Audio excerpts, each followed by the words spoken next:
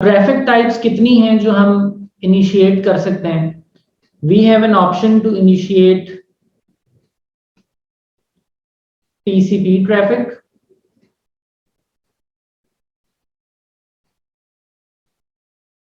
We have an option to initiate UDP traffic.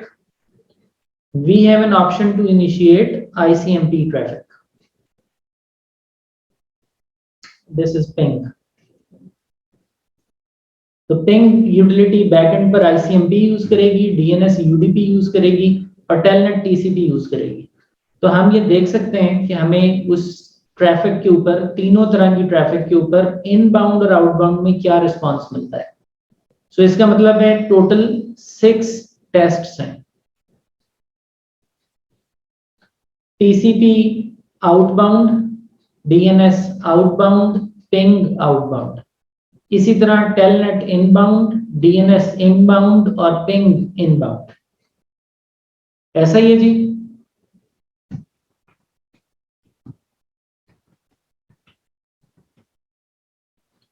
सबसे पहले हम टेलनेट के जरिए टेस्टिंग करने लगे। राउटर 1 से टेलनेट करते हैं 192.168.2.2 को। So what is 192.168.2.2? यहां से हम टेलनेट करने लगे हैं 192.168.2.2 को, यानी कि इस IP को। ये हम टेलनेट करने लगे हैं राउटर 1 से। सो नेचुरली ये आउटबाउंड ट्रैफिक है। टेलनेट कर रहे हैं हम 192.168.2.2 को। आउटबाउंड कम्युनिकेशन स्टेटफुल फायरवॉल होने के वास्ते हम एज्यूम करते हैं, क्योंकि हम ट्रस्टेड जोन में बैठे हुए हैं, तो इसके रिक्वेस्ट और रिस्पांस चलने चाहिए। हमने ऐसी कोई कॉन्फ़िगरेशन नहीं की।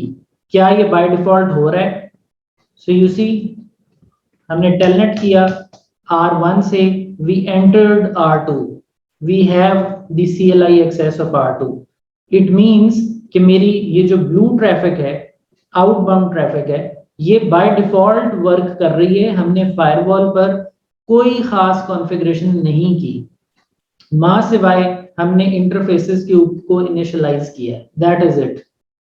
कोई की है हमने इसके अलावा कॉन्फ़िगरेशन? Obviously not. अब यही काम हम करते हैं राउटर 2 पर बैठकर राउटर 1 की जानिब।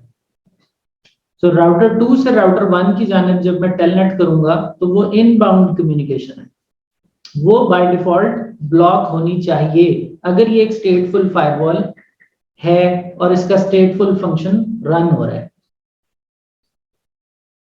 सो राउटर 2 पर आते हैं। राउटर 2 से टेलनेट करते हैं 192.168.1.2 को। 1.2 कौन है? यहां हम राउटर 2 पर बैठे हुए हैं and we are trying to telnet 1.2 this IP from router 2। So ये जो डार्क कलर में ट्रैफिक है, इनबाउंड ट्रैफिक, इसकी रिक्वेस्ट सेंड करने लगे हैं। तो ट्राइंग पर रुक गया, इसका मतलब है कि वो ट्रैफिक अलाउ नहीं की जा रही, but at the same time router 1 जो है वो तो राउटर 2 को एक्सेस किए हुए। सो यू सी, राउटर 1 से राउटर 2 टेलनेट हुआ है, लेकिन उस दौरान राउटर 2 राउटर 1 के अंदर नहीं आ सक रहा। Do you understand this point?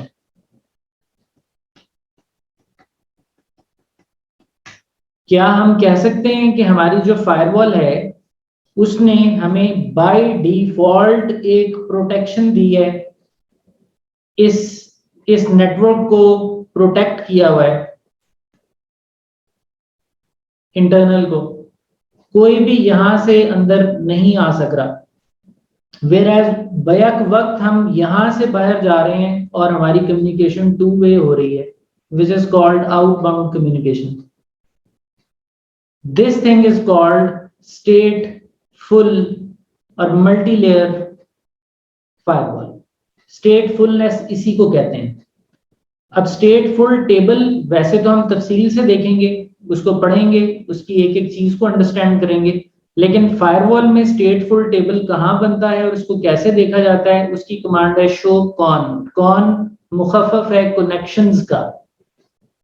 So if I write show con, तो मुझे नजर आएगा कि इसमें एक टीसीपी कनेक्शन खुला हुआ है आउटसाइड की जानिब 192.168.2.2 की 23 नंबर पोर्ट के साथ, अंदर से इनसाइड से 192.168.1.2 ने अपनी किसी भी हाई पोर्ट्स के जरिए इस कनेक्शन को खोला है। इस कनेक्शन पर 58 सेकंड से कोई डेटा ट्रांसमिट नहीं हुआ। अभी तक इस कनेक्शन पर इतने बाइट्स ट्रांसमिट हुए हैं और फ्लैग्स में लिखा हुआ है UIO।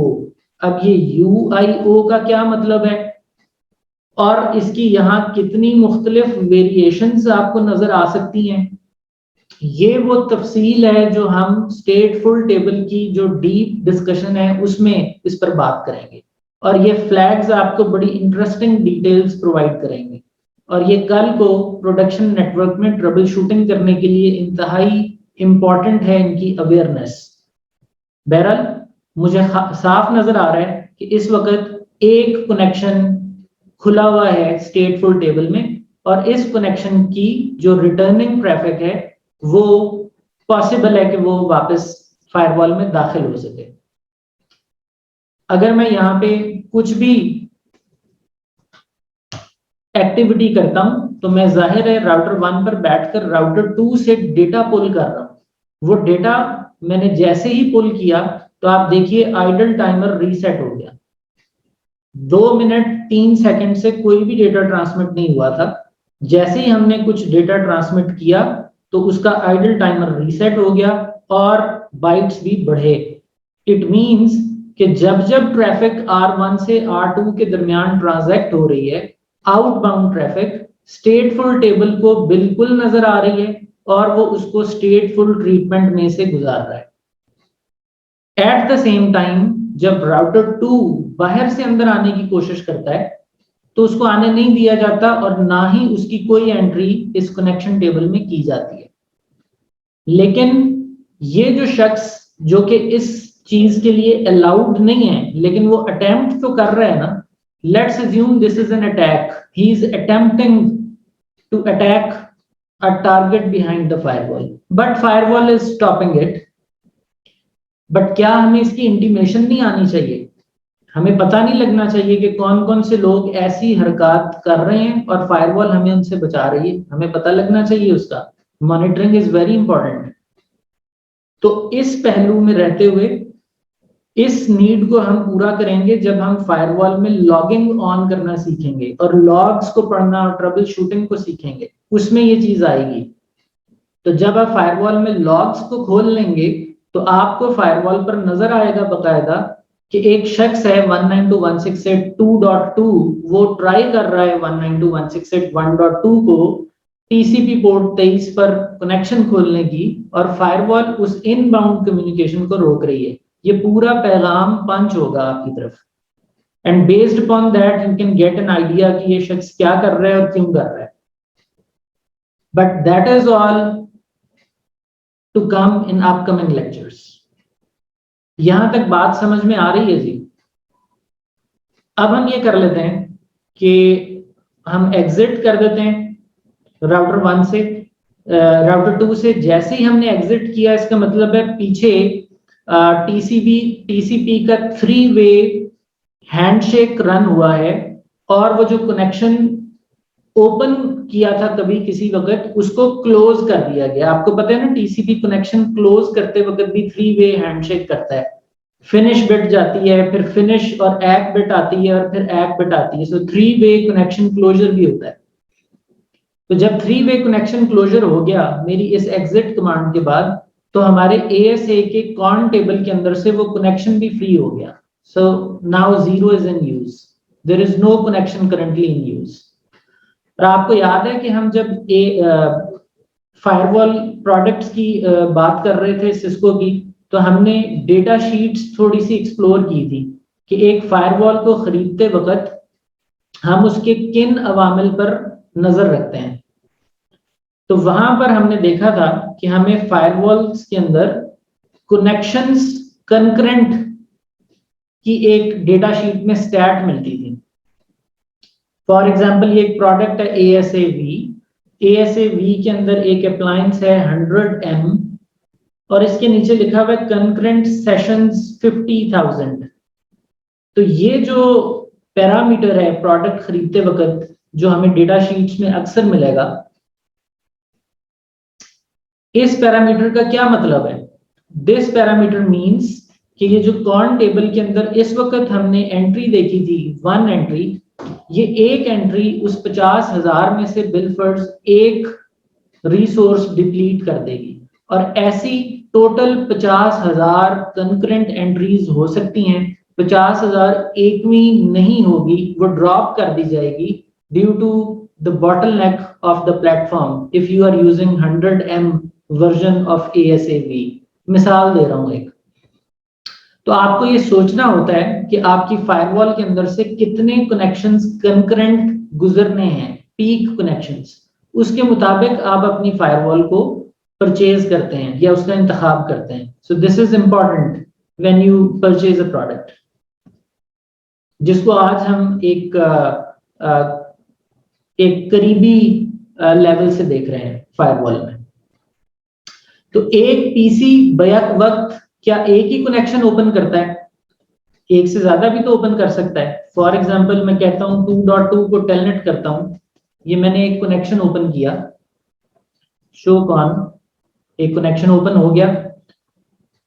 हम एक दफा और टेलनेट कर लेते हैं, यू सी हमने 2 कनेक्शन खोल लिए, हाई पोर्ट डिफरेंट है।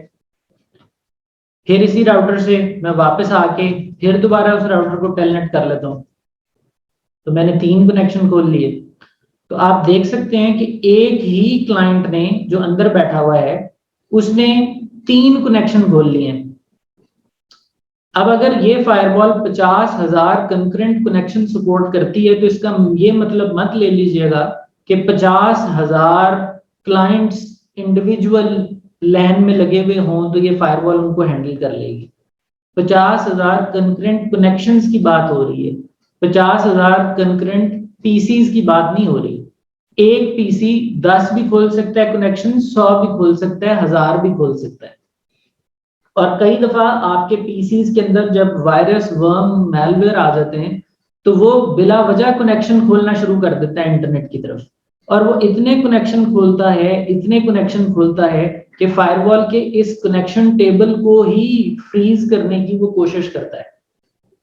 तो जब वो मिसाल के तौर पर ASA वर्चुअल मशीन 100 मेग वाली हमने लगाई हुई हो, 50,000 कंकरेंट कनेक्शन वाली, और वो एक ही पीसी 50,000 कंकरेंट कनेक्शन खोल ले, तो जाहिर है लेजिटिमेट ट्रैफिक अंदर से बाहर फिर नहीं जा सकेगी। 50,000 एक वहां आएगा तो उसको ना कर दी जाएगी, ड्रॉप कर दिया जाएगा, क्योंकि उसके लिए रिसोर्सेज नहीं बचे। तो ये अपने आप में एक डिनायल ऑफ सर्विस अटैक की शक्ल इख्तियार कर लेगा, है कि नहीं? अच्छा जी, तो हमने अंदर से बाहर टीसीपी का टेस्ट किया, हमने बाहर से अंदर टीसीपी का टेस्ट किया, हमें क्लियर हो गया कि फायरवॉल में इंटरनल से एक्सटर्नल टीसीपी अलाउड है, एक्सटर्नल से इंटरनल टीसीपी अलाउड नहीं है। अच्छा जी, अब वापस आते हैं।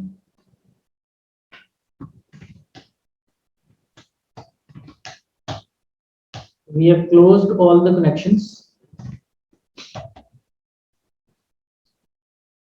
अच्छा जी, अब हम आते हैं राउटर 1 पर, और हम इसमें DNS सर्वर थोड़ी देर के लिए 192.168.2.2 को सेट कर देते हैं।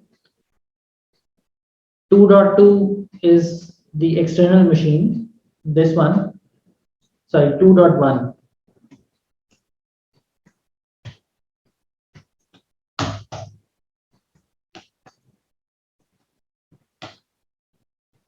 अच्छा जी, हम यहाँ कहते हैं NS lookup। अच्छा जी, अब हम कहते हैं लेट्स से telnet abc.com। अब ये जो abc.com का नाम हम टेलनेट करने की कोशिश कर रहे हैं, ये बाय डिफॉल्ट पीछे UDP DNS रिक्वेस्ट इनिशिएट करेगा, क्योंकि हमने नेम सर्वर सेट कर दिया। अभी हम यहाँ पे शो ऑन कर लेते हैं, कोई कनेक्शन नहीं बना हुआ, तो यहाँ पे अब हम टेलनेट करते हैं abc.com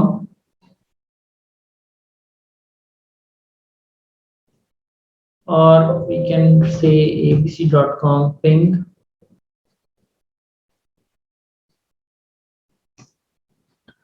अच्छा जी, अब जब मैं शो कॉन कर रहा हूं तो मुझे यहाँ पे नजर आ रहा है कि यूडीपी पे आउटसाइड पे 192.168.2.2 की 53 पोर्ट पर हिट किया गया, 192.168.1.2 ने किया है और 50 बाइट्स एक्सचेंज हुए हैं। यूडीपी है क्योंकि तो फ्लैग्स नहीं होते इसमें, तो और R2 पर अगर हम डीबग में देखें तो हमें कुछ पैकेट्स आकर हिट भी हुए हैं। 192.168.1.2 से ओरिजिनेटेड पैकेट्स थे जो हम तक आए हैं। अब क्योंकि ये एक डीएनएस सर्वर तो नहीं है ना ये राउटर कि ये उसको रिस्पॉन्ड बैक भी करे, तो हम ये चीज एज्यूम कर सकते हैं कि हमारा जो फायरवॉल है उसने आउटबाउंड कनेक्शन बाहर जाने दिया है और उसकी रिस्पॉन्स बैक ट्रैफिक को भी R1 पर आने दिया है। सो इसका मतलब ये हुआ कि हमारी जो ये एनालिसिस था, ये जो हमारा एनालिसिस था ये वेरीफाई हो गया, ये भी वेरीफाइड है।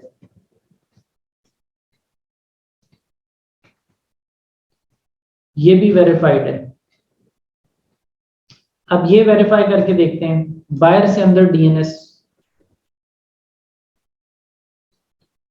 सो राउटर 2 के ऊपर हम नेम सर्वर सेट कर देते हैं 192.168.1.2 और हम यहां से पिंग करते हैं abc.com को, इनहेरेंट क्वेरी जनरेट होगी, शो कॉन करते हैं। सो आउटसाइड से 192.168.2.2 ने इनसाइड की तरफ रिक्वेस्ट जनरेट की है, लेकिन क्या वो रिक्वेस्ट राउटर 1 तक आई है? डीबग आईपी पैकेट करते हैं and we initiate this request again. So you can see there is no hit on R1, no traffic landing on R1. ये यहां से ट्राई कर रहे हैं 2.2 डेस्टिनेशन 1.2 पे, 2.2 1.2 डेस्टिनेशन पे। It is repeatedly trying, but R1 is silent, not receiving any response. So इसका मतलब ये हुआ कि जो डीएनएस की ट्रैफिक है वो भी ब्लॉक्ड है, दैट इज आल्सो वेरीफाइड। इसके बाद हम R2 से पिंग करते हैं directly on the IP address of R1 which is 1.2। सो इसका मतलब ये है कि अब हम पिंग प्रोटोकॉल इस्तेमाल कर रहे हैं बाहर से अंदर की तरफ। R2 से हम इनबाउंड पिंग करने लगे हैं R1 की जानिब।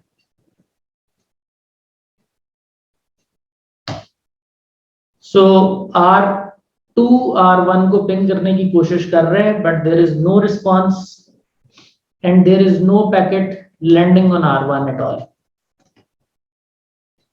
और फायरवॉल के ऊपर अगर हम शो ऑन करें तो हमारे पास कोई कनेक्शन एस्टेब्लिश नहीं हो रहा है या कनेक्शन टेबल में कोई एंट्री नहीं है। Trying, there is no clue, firewall is blocking it. R1 तक कोई ट्रैफिक नहीं आ रही। ठीक है जी, 192.168.1.2 को हम पिंग कर रहे हैं। तो आईसीएमपी ट्रैफिक आपने देखा कि फायरवॉल ने आउटसाइड से इनसाइड की जानिब ब्लॉक की हुई है। सो ये भी वेरीफाई हो गया। अब ये देखने जा रहे हैं हम आउटबाउंड पिंग, यानी हमने R1 से R2 को पिंग करना है।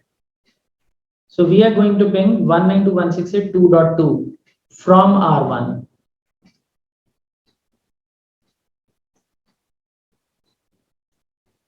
ping 192.168.2.2 this IP।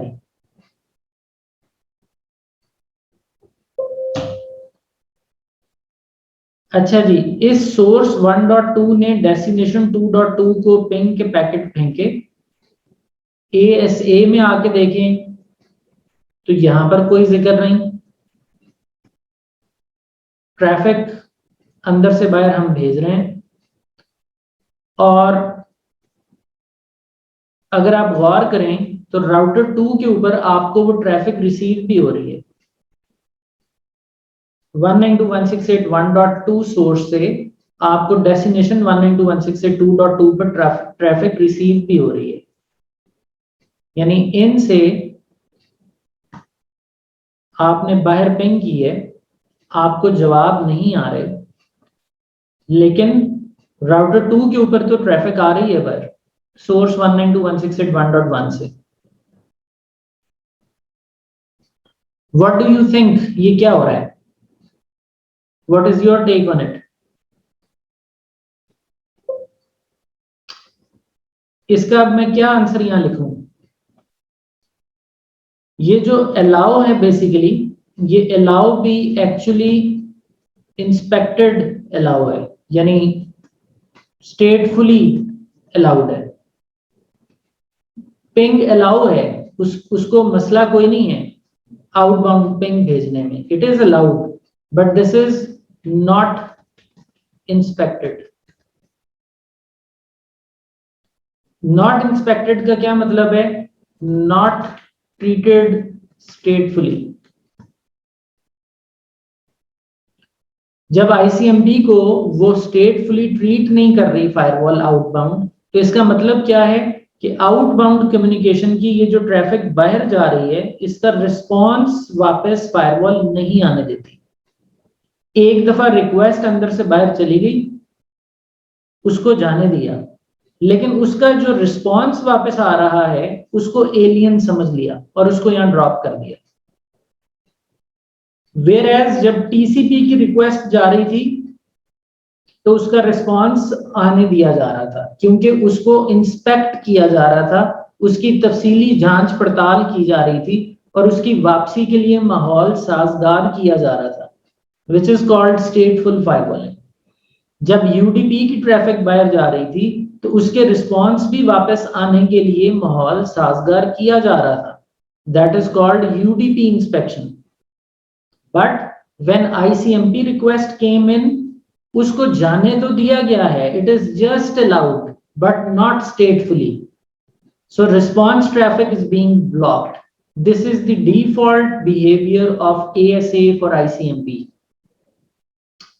हमने फायरवॉल का फिजिकल इंटरफेस कॉन्फ़िगर करना सीख लिया और जो डिजाइन हमने कॉन्फ़िगर किया वो 2 इंटरफेस था। 3 इंटरफेस डिजाइन भी आ जाए तो फिजिकल इंटरफेस प्रोविजन करना कोई मुश्किल है? क्या करेंगे उसके लिए?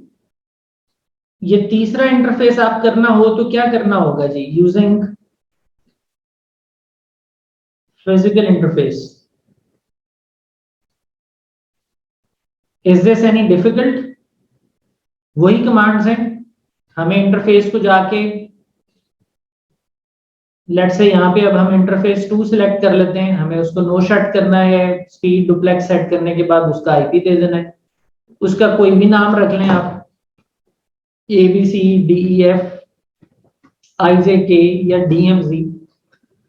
याद रखिएगा DMZ कोई कीवर्ड नहीं है ऐसे में, कीवर्ड सिर्फ इनसाइड आउटसाइड ही थे, इसके अलावा कोई तीसरा नेम इफ कीवर्ड नहीं है। अगर आप इथरनेट 3 का नाम DMZ रखेंगे तो ये ऐसे ही है फायरवॉल के लिए अगर आप उसका नाम ABC रख देते। यानी अगर मैं इस वक्त नेम इफ DMZ कर दूं, आईपी एड्रेस 192.168.3.1 कर दूं, शो रूट, तो ये इंटरफेस बन गया मेरे राउटिंग टेबल का हिस्सा DMZ के नाम से। लेकिन क्या ये लफ्ज DMZ फायरवॉल के लिए कोई कीवर्ड की हैसियत रखता है? No, not at all. Keyword की हैसियत सिर्फ ये इनसाइड और आउटसाइड ही रखते थे। there is no such recognizable keyword for firewall. That is the reason that if you look at the configuration of name of DMZ, उसका security level जो कि हमने अभी तक फॉर्मली नहीं पढ़ा, वो उसने उसका भी 0 ही कर दिया है और यही उसने आउटसाइड का भी किया था,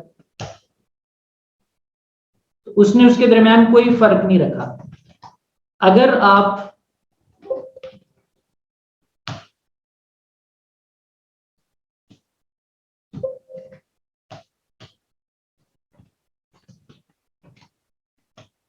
इसका नेम इफ सर्वर फार्म कर देते तो भी कोई मसला नहीं था। डीएमजी और सर्वर फार्म एक ही बात है फायरवॉल के लिए, वही सिक्योरिटी लेवल मिला है। समझ रहे हैं बात?